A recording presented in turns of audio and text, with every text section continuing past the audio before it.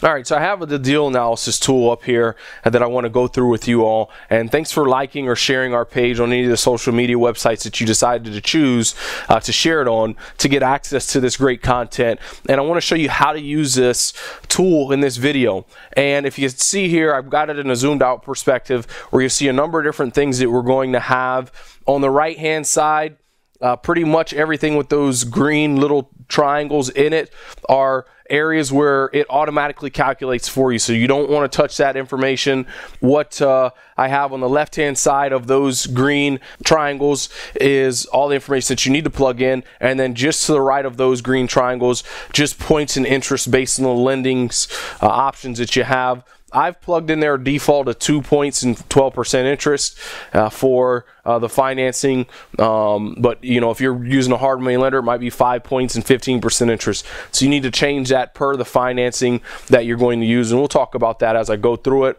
Let me go ahead and zoom in here, and we'll go through an example property where I can go through and show you all the different things that I'll fill out. You have here the address. I like to go in and put Main Street 1234, and the reason I like to put the name first and then the street number is because it's easier to alphabetize and find what property I'm looking for real quick. 12345 zip code, and then you can plug in the MLS number. I'm just putting some random stuff in here just to show you how this tool works. The offer amount, this is the amount that I'm going to offer on that property.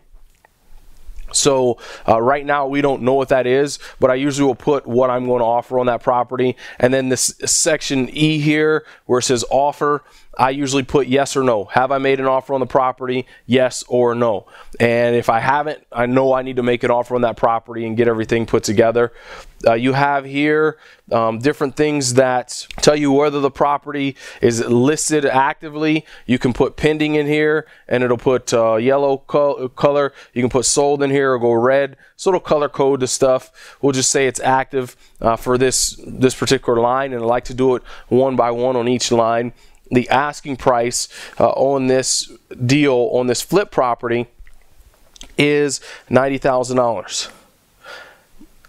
And one thing I didn't point out at the beginning, which I should have, is this is the flip offers tab. This is the rental offers tab.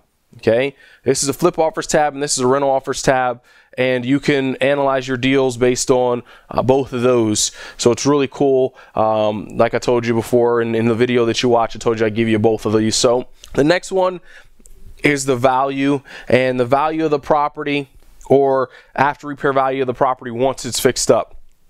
So that's $150,000 once it's fixed up. And then the next thing, as far as mandatory profit is concerned, I like to go in and get a minimum of 20%. So 20% of $150,000, $30,000 worth of profit. Estimated rehab, let's say that's $30,000 here too. The taxes on this property, let's say it's $1,567 a year, and let's say the insurance is $900 a year. I like to plug in how many bedrooms and how many baths my property has as well. That way it helps me for comps and things of that sort later if I need to take a look at stuff after the fact. And the square footage, so let's say 1,200 square foot. The starting offer, I put this one in here. It has a little code that if sometimes when you make an offer, sometimes the asking price is lower than what your offer is. So I put this in here sort of like a safety net. If ever your maximum offer price is above the asking price of the property, it will not put a starting offer of the asking price. You know, it'll tell you, hey, you can offer the asking price, but don't offer above it. Okay, so it tells you whenever your maximum offer price is above the asking price, what happens. And I'll show you here. If I go in here and put $45,000 as the asking price, it'll tell me my starting offer should be $45,000, not my maximum offer price of $69,000 based on the numbers.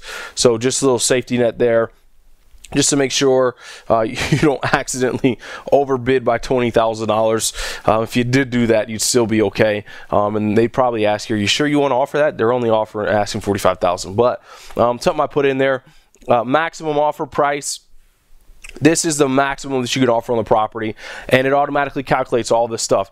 It calculates in there 6 months worth of holding costs. It calculates 6 months worth of having to pay the taxes. It calculates the realtor fees when you resell it and put it back on the market for selling it through a realtor. It calculates the closing costs for when you have to resell it. So it plugs all of those things in there, and you know, it does it for you.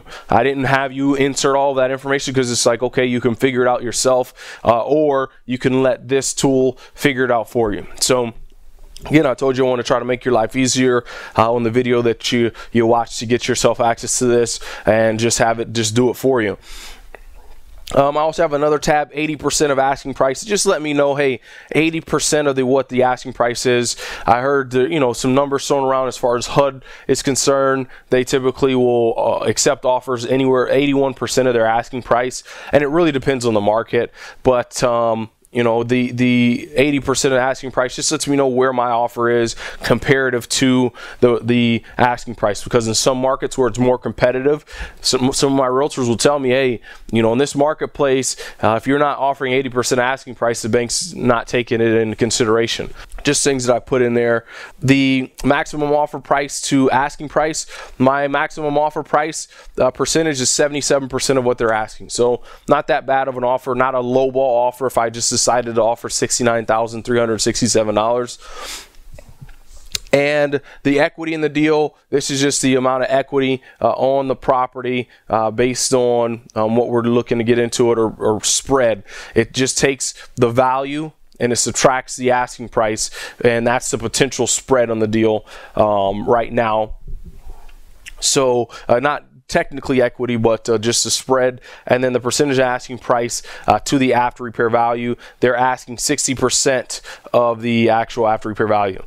In W and X, this is where you're going to plug in your points that your lender's charging you and your interest that your lender's charging you, and this piece right here, this is in essence this is our maximum offer. All right, and this is the maximum we can go on that property, $69,366.50, in order to make our desired profit of $30,000. And it takes into consideration paying your lender for 6 months, the points and interest that you're going to have to pay over that 6 month period of time. Takes into consideration all of that stuff. So real nice little simple tool, one-liner, puts together your offer, plug in a few numbers, and bam, spits it out what you should do.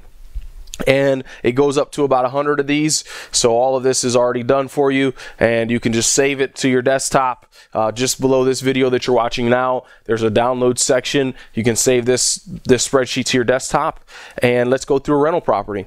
And let's say our rental property is House Street, 1234 House Street, and same zip code as last, some random listing number, offer amount. And the offer, again, the same thing as the other spreadsheets, whatever you're going to offer on the property, and yes or no, whether you've offered it or not. This one does the same thing. Asking price in this property, let's say it's $49,900. And let's say the after repair value is $80,000. And it's market rent, $900 a month. The mandatory cash flow, let's say we want to have $200 a month positive cash flow after all expenses accounted for. And we plug in our property management of 10%. We plug in our maintenance, depending on the market and depending on, you know, how much rehab you've done to the property initially. That was 5%. You plug in your vacancy factor, 8%, usually about 1 month a year. If it's higher than that for your area, you can know that. Collections factor. And collections factor, we're going to plug in that 10%. Estimated rehab to get it in rent ready condition, $10,000. Closing cost, $1,500. And the holding cost on the deal, let's say it's just $500. That's just the utility bills and those types of things while the rehab's getting done until you get your tenant put in place. Yearly taxes on the property, $810. And the yearly insurance, let's say, is $650 per year. You can plug in, 3-bedroom, 1-bath, 1,100 square foot if you want. And what it does, so you plug in the square footage, and then it gives us all-in cost, the maximum we should be into the deal. That includes everything as far as what your rehab is, all that good stuff. Your starting offer, just a little safety net like we did in the last flip one. And then our maximum offer price is $32,509.98. And we can plug in our interest and how many years our mortgage is. If we decided to change our interest, let's say it's 8%, you notice our offer automatically adjusts based on the interest that we're doing, really making it simple for you guys to plug in all this stuff. So it automatically calculates all this.